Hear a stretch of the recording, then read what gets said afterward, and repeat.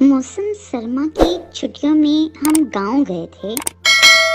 तो वहाँ मेरे चाचा जाद भाई ने बताया कि कुछ दिन पहले यहाँ एक लड़के को सांप ने डस लिया। तफसील पूछने पर उसने बताया कि उस लड़के को खतरनाक जानवर पालने का शौक था।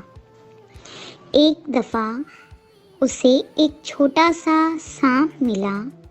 उसने सांप को बड़ी सी बोतल में बंद कर दिया और रोज़ाना उसमें दूध डालने लगा।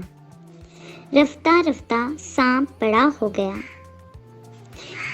एक दिन उस लड़के ने सोचा, क्यों ना मैं उसे आज़ाद कर दूं। उसने सोचा, डसना तो उसे आता नहीं है क्योंकि उसने हमेशा दूध ही पिया है। फिर उसने जैसे ही बोतल का ढक्कन खोला, सांप बाहर निकला और उसे डस लिया। उस लड़के के आखिरी अल्फाज ये थे कि जिसके साथ नेकी करो उसके शर से भी बचो।